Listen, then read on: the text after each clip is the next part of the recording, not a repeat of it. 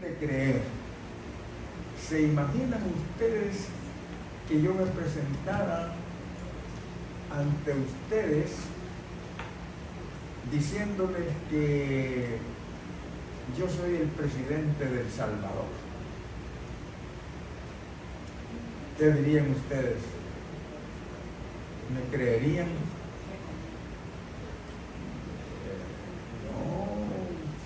Aquí lo conocemos y sabemos quién es usted. ¿Cómo va a ser el presidente de ese país? No podemos creer. Ahora imagínense Jesús con aquellas personas que estaban a su alrededor, personas que habían crecido con él, personas que conocían a la mamá y al papá.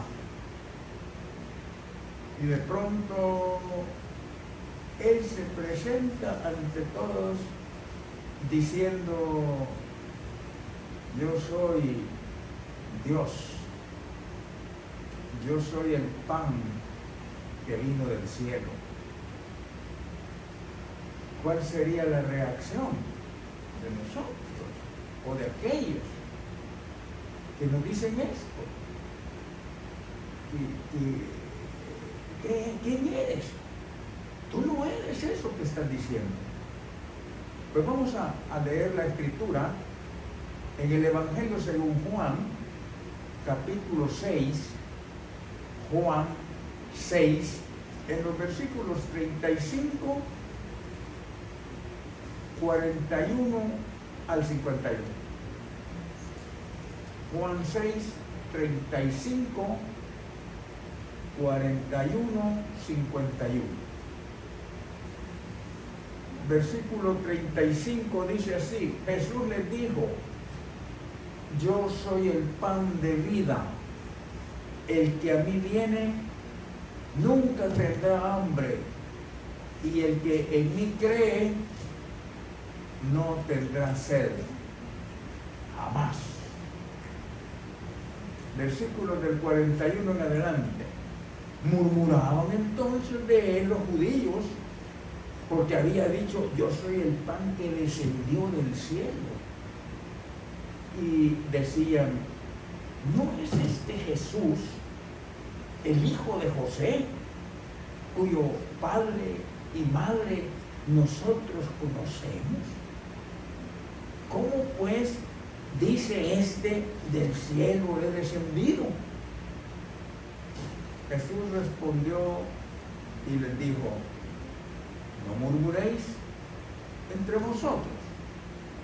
Ninguno puede venir a mí si el Padre que me envió no le trajere, y yo le resucitaré en el día postrero. Escrito está en los profetas: y serán todos enseñados por Dios. Así que todo aquel que oyó al Padre y aprendió de él, viene a mí. No que alguno haya visto al Padre, sino aquel que vino de Dios. Este ha visto al Padre. De cierto os digo, el que cree en mí tiene vida eterna. Yo soy el pan de vida. Vuestros padres comieron el maná en el desierto y murieron. Este es el pan que desciende del cielo, para que el que de él come no muera. Yo soy el pan vivo que descendió del cielo. Si alguno comiere de este pan, vivirá para siempre. Y el pan que yo daré es mi carne, la cual yo daré por la vida del mundo. Esa es la palabra de nuestro Señor ahora en esta mañana. Él es el pan de vida, el pan que vino del cielo. ¿Y cómo vamos a creerle nosotros? ¿Cómo le va a creer la gente Hay una ilustración de sermón.com que dice así, que Jesús es el Dios encarnado, que vino del cielo como la sustancia del Padre y que ha bajado del cielo precisamente para enseñar, para estar con nosotros, para alimentar y para salvar. Esa es la condición de Él. Entonces era difícil para los propios discípulos de Jesús y mucho menos para aquellos que conocían su familia. Se habían creado juntos, crecieron con Él, comieron a su lado, lo vieron como un compañero rabino y judío. Y ahora Jesús comienza a decir algunas cosas que son bastante increíbles, al menos increíbles para la mente humana, la mente racional, la mente judía, la mente de cualquiera. Aquí reconocemos que el pan de esta metáfora está significando la encarnación de nuestro Señor Jesucristo. Dios se ha manifestado en forma humana como Jesús, que es el Hijo del Padre. Descendió del cielo para beneficio de la humanidad. Él sustenta y alimenta la salvación del pueblo de Dios en ese déficit de hambre espiritual que manifiesta su pueblo. Ahí se presenta Dios encarnado por Jesucristo. Desde que la humanidad ha pensado en prescindir de Dios, más allá del jardín, algo le ha faltado inevitablemente. El hombre necesita algo. Nosotros no podemos vivir sin ese vacío que está ahí, que algo lo tiene que llenar. Jesús ha venido ahora para cumplirlo, para llenarlo, para cumplir finalmente y devolvernos al redil de donde hemos salido. El Evangelio de Juan siempre diviniza a la persona de Jesús más que cualquier otro evangelio,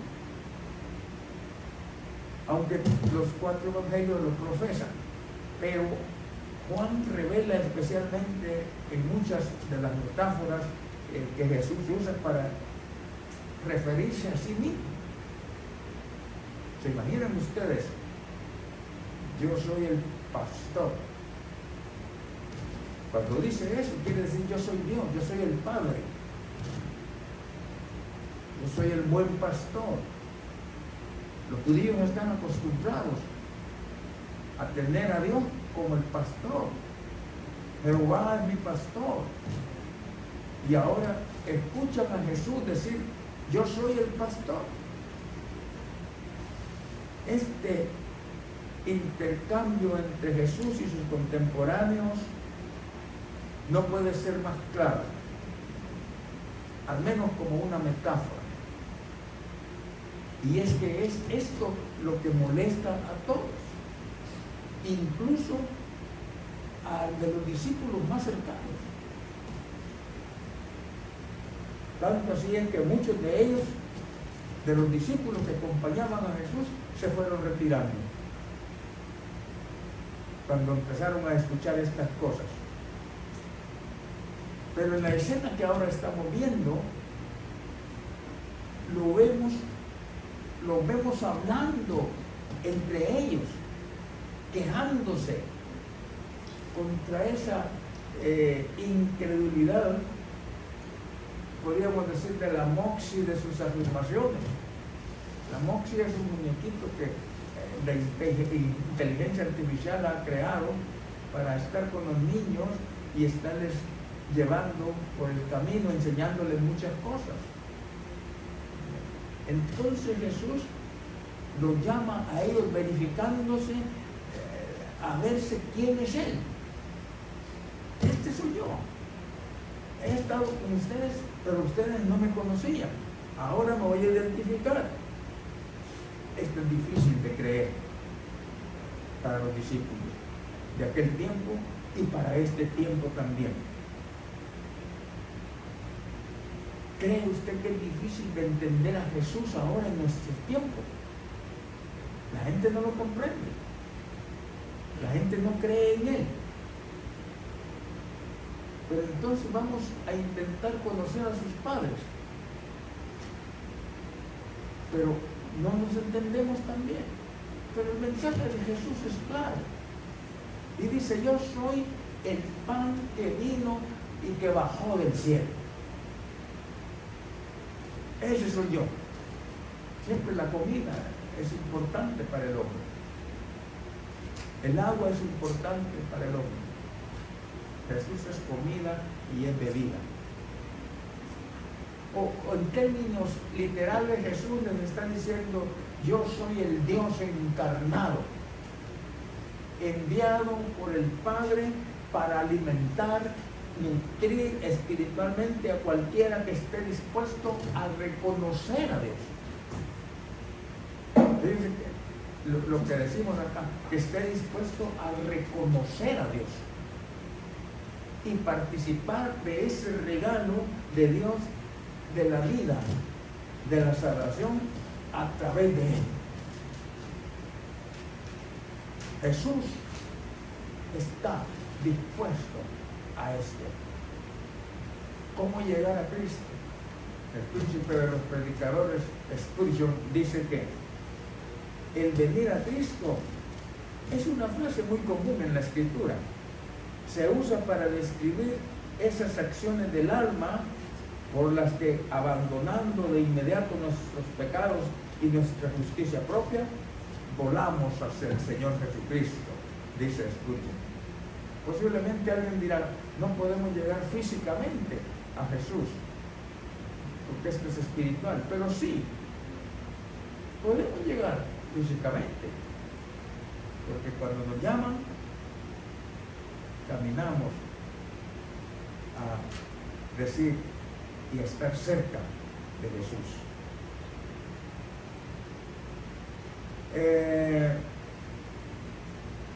Hay una incapacidad humana para llegar a Jesús.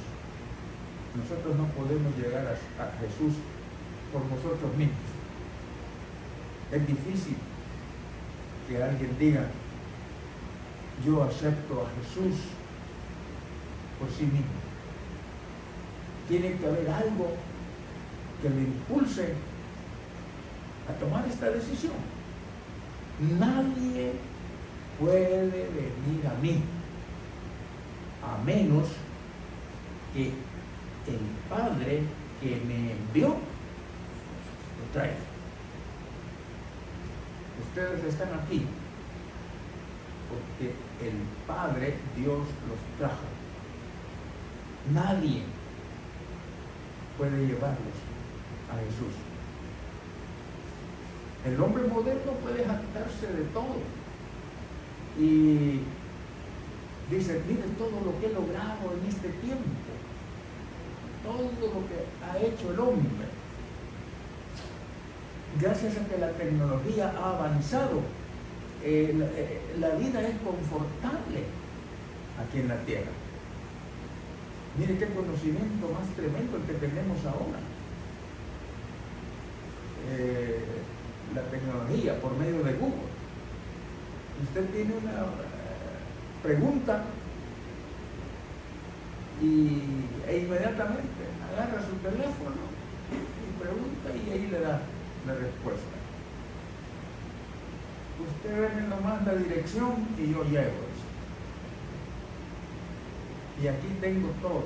Hay un conocimiento tremendo. Todo lo que se ha logrado en la tecnología. vivimos una vida confortable, pidiéndole únicamente a Dios que este conocimiento vaya acompañado de sabiduría, la sabiduría de Dios. Porque muy pocas son las cosas que a través de la ciencia el hombre ahora no puede hacer. Pero ninguna de esas cosas, ni ese gran conocimiento de la inteligencia artificial, lo puede a usted llevar a Cristo. Ningún esfuerzo humano puede llevarlo a Cristo. Eso sí, es darle la oportunidad a que Dios se manifieste en usted.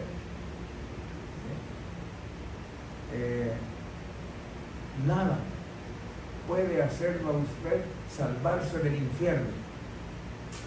Nada de la ciencia, por mucho que haga la ciencia por salvarlo, no podrá. La mayor incapacidad que el hombre tiene hoy es la de salvarse a sí mismo. No es lo que usted piensa ni lo que usted dice, sino que es lo que Dios está diciendo para que usted llegue a Él. El hombre no puede llegar al Señor porque está ciego espiritualmente. El hombre está ciego. Y dijo: anda y di a este pueblo, oíd bien y no entendéis, ved por cierto, mas no comprendáis. Engruesa el corazón de este pueblo y agrava sus oídos y ciega sus ojos, para que no vea con sus ojos, ni oiga con sus oídos, ni su corazón entienda, ni se convierta y haya para él sanidad. Isaías capítulo 6, en los versículos 9 y 10. Eso es lo que el profeta Isaías ve para nuestro tiempo. No podemos hacer eso. Una de las mayores incapacidades que el hombre tiene ahora es la incapacidad por la ceguera espiritual. Es una incapacidad que tiene de ver su realidad espiritual y la necesidad que tiene de salvarse. La gente no ve que tiene necesidad de salvarse. La gente no siente que va directo al infierno. Su realidad espiritual y la necesidad que tiene de salvarse para él no es prioridad. Para el hombre pecador no es prioridad. Isaías describe bien esa condición y dice: oíd bien y no entendéis, ved por cierto, mas no comprendáis. Engruesa el corazón de este pueblo y agrava sus oídos y ciega sus ojos, para que no vea con sus ojos ni oiga con sus oídos. El problema del hombre actualmente es que tiene un corazón endurecido, que es incapaz de entender la situación espiritual en la que se encuentra y por qué su alma está perdida. El hombre no sabe por qué su alma está perdida y no quiere saberlo, pero es porque Dios no le ha llamado. Dios todavía no ha tocado su corazón, y es porque el diablo ha cegado su corazón. El diablo no quiere que usted llegue a Cristo y que no lo busque. Pero si nuestro evangelio está aún encubierto entre los que se pierden, están encubiertos. Leo en 2 Corintios 4, 3 y 4. 2 Corintios 4, 3 y 4. Pero si nuestro evangelio está aún encubierto entre los que se pierden, está encubierto. en los cuales el Dios de este siglo, o sea, Satanás, cegó el entendimiento de los incrédulos, para que no les resplandezca la luz del Evangelio de la gloria de Cristo, el cual es la imagen de Dios.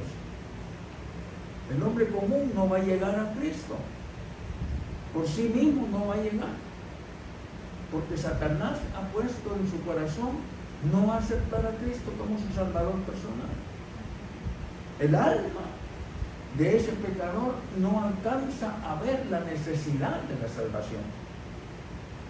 Es por la obra de las tinieblas que el hombre se encuentra ciego espiritualmente y no le permite que la luz del Evangelio, de esas palabras que está escuchando, lo saque de esas tinieblas. He aquí en maldad he sido formado y en pecado me concibió mi madre, dice el Salmo 51. Así hemos nacido. Cuando vemos los niños, los cargamos ahí, pero ya son pecadores. Su alma está en problemas con Dios. David lo reconoció en su salmo. Otra de las razones por las cuales un hombre es incapaz de salvarse es por su naturaleza pecaminosa. Y aquí en maldad he sido formado, y en pecado me concibió mi madre. Esa es la condición ahora del hombre. Nacimos pecadores. Desde que Adán y Eva pecó, las generaciones que nacen son pecadoras. Y no importa cuán bueno nos queramos nosotros presentar. Alguien me dijo, yo no necesito pues tanta cosa de ir a la iglesia o de aceptar a Cristo Jesús, porque yo no me meto con nadie. Cuando puedo le ayudo a las personas. Si alguien tiene hambre y yo tengo la facilidad de darle, le doy de comer. Que el Señor hubiera venido por eso, usted estaría ya en el cielo. Pero el Señor no vino por eso. El Señor vino porque su alma está en pecado. Su alma está separada de Dios. Es por eso que le llama. Es por eso que le dice, vengan a mí. Yo soy el pan que ha venido del cielo. No por lo que usted es o por lo que haga.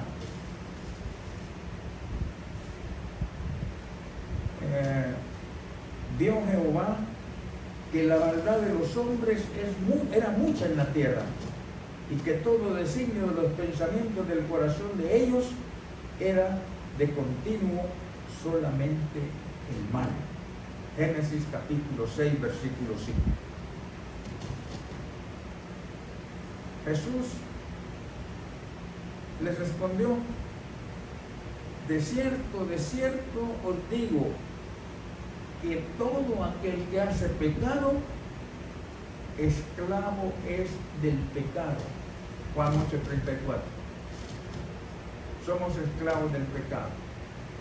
No podemos dejarlo y decir, bueno, me voy a salir ya del pecado y ya no voy a fumar, ya no voy a beber, ya no voy a hacer drogas. Eso es necesario. Pero sigue siendo esclavo del pecado. Porque el hombre es incapaz de salvarse a sí mismo, porque es un esclavo del pecado. Ahí se encuentra. ¿Quién va a romper esas cadenas? ¿Quién lo va a liberar? Únicamente Jesús. El esclavo es una persona que no se pertenece a sí misma. Es una persona que no piensa por sí misma. Es incapaz de tomar decisiones que son suyas, subjetivas, propias de su vida, porque su vida le pertenece a alguien más. y en este caso es al enemigo. Sus derechos están limitados a lo que dice Satanás, a lo que su amo le conceda.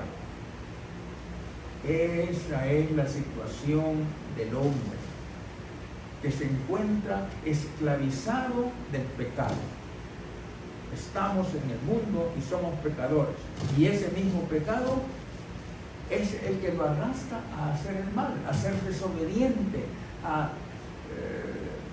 distanciarse de Dios, y como consecuencia lo lleva al infierno, va camino al infierno. Por lo tanto, el hombre, por su naturaleza pecaminosa, es incapaz de salvarse a sí mismo. No puede de ninguna manera decir, soy salvo, porque por las obras de las tinieblas está ciego y no reconoce de ninguna manera la necesidad de su salvación. Yo no necesito eso. Yo no necesito creer en Cristo Jesús. Está cegado por el pecado, porque nace con una naturaleza pecaminosa que lo impulsa solamente a pecar y a distanciarse de Dios. Es un esclavo del pecado. Es incapaz de elegir lo bueno. Somos incapaces de buscar a Dios. Por eso es que no hay una buena obra o esfuerzo humano que hagamos para salvarnos a nosotros mismos. No podemos. Pero Dios es misericordioso, tiene un gran amor, y ante esta imposibilidad humana de salvarse a sí mismo, la gracia de Dios toma el pecado humano y lo lleva a tal punto que todo aquel que crea en Cristo Jesús como su Salvador personal pueda salvar su alma. Porque no depende del que quiere, sino de la misericordia de Dios. Solamente eso. La misericordia de Dios es grande. Y le dice, ven a mí. Posiblemente usted ahí en su casa, donde nos está viendo, usted dirá, pero ¿cómo llego? Jesús le hace la invitación, ahora, en este momento. Llega a mí. Dios le está haciendo el llamado por medio de la Escritura, por medio de la palabra. Porque a menos que el Padre lo traiga, es cuando usted puede llegar. De lo contrario, no. Porque la salvación es la obra de Dios en el hombre. Y no hay ningún esfuerzo humano que lo haga. La salvación no es una recompensa por las obras que nosotros hacemos. De ninguna manera. O hago méritos para poder alcanzar la salvación.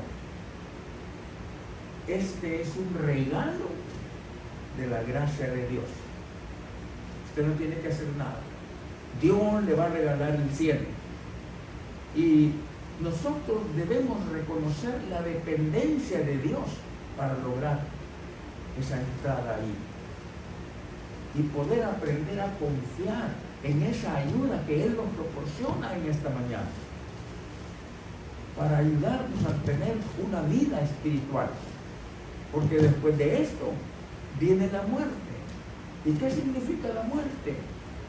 La muerte espiritual significa no ver a Dios nunca.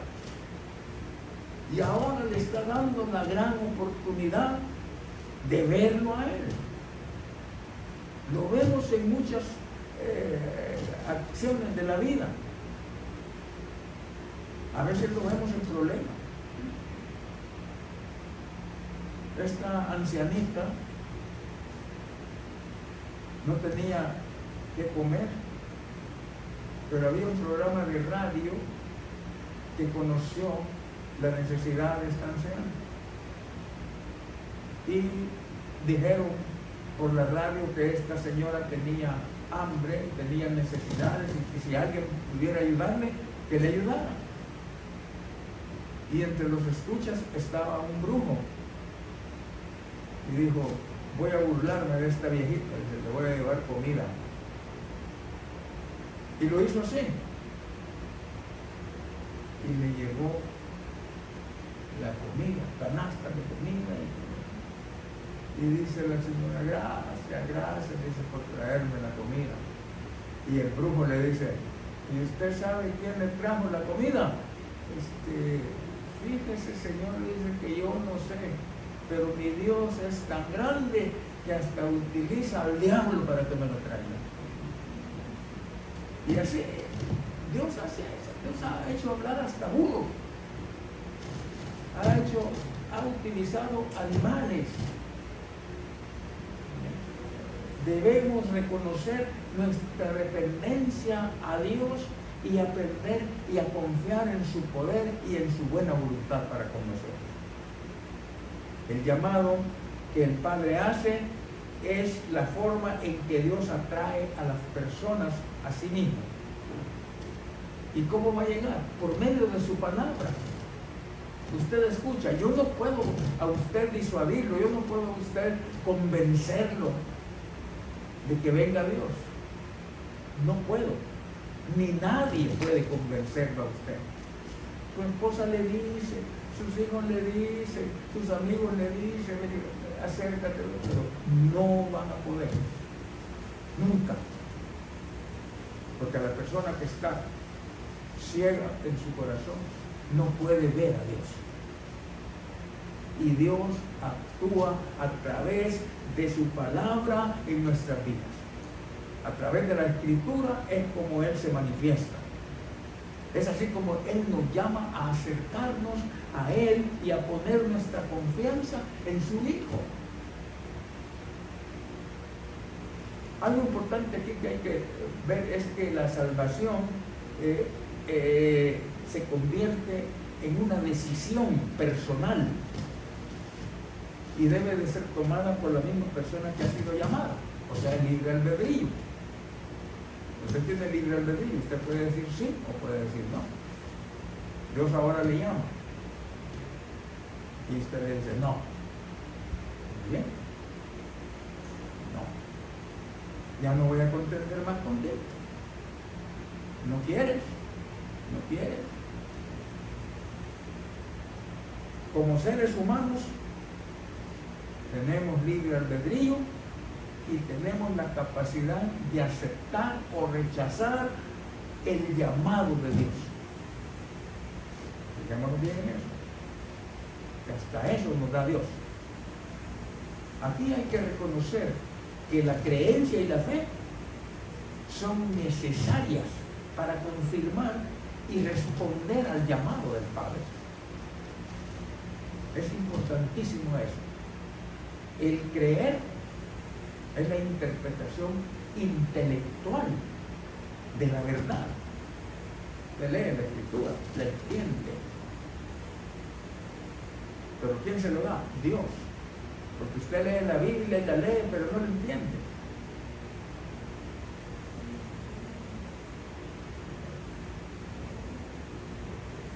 La hermana Doris ha leído como 50 veces la Biblia, una vez al año, pero aún no la entiende.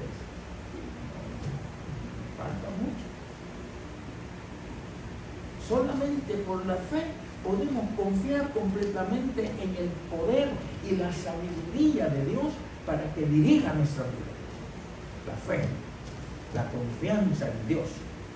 Entonces debemos de creer y tener fe en el llamado del Padre para acercarnos a Él y de esa manera que Él pueda guiar nuestra vida. Él puede guiar nuestra vida. Y así es como vamos a comprender la soberanía de Dios en la salvación. Podemos aprender a confiar en Él y seguirlo. este lugar es un refugio del alma, para que usted venga los domingos a llenarse del conocimiento de Dios, a llenarse de la presencia de Dios. Es por eso que nadie puede convertirse en cristiano a no ser que el Padre llame primero a esa persona. Nadie puede convertirse en cristiano. El llamado de Dios es la acción mediante el cual el Padre atrae, o sea que llama a una persona a su presencia. ¿Y en qué consiste esto? Esto consiste en que le abre la mente a la persona para que entienda la verdad espiritual, que Jesús es el pan de vida, que Él ha venido del cielo, y literalmente es una invitación literal para la salvación, para el individuo, para que sea salvo. Eso es lo que está diciendo el Señor: yo soy el pan de vida. Y entonces, si usted entiende esa verdad, dice: yo quiero ese pan de vida. De lo contrario, no va a poder. Existe confusión en el significado de la salvación. En el sentido físico, la salvación significa ser rescatado, generalmente de la muerte. Rescatado de la muerte. ¿Se imaginan ustedes a una persona que haya tenido un accidente y que su carro haya chocado y que y usted ha quedado inconsciente con el accidente, con el choque que tuvo, y el carro empieza a incendiarse? Pero alguien llega y lo saca, lo salvó de la muerte. Así pasa con nosotros.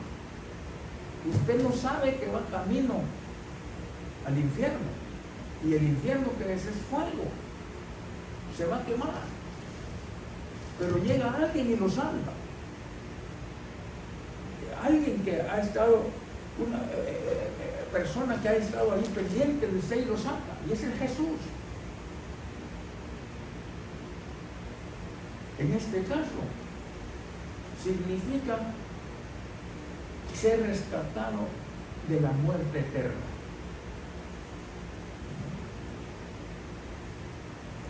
Hay que ver también que de esta muerte espiritual no hay regreso, pero la muerte en Cristo dice: yo los resucitaré.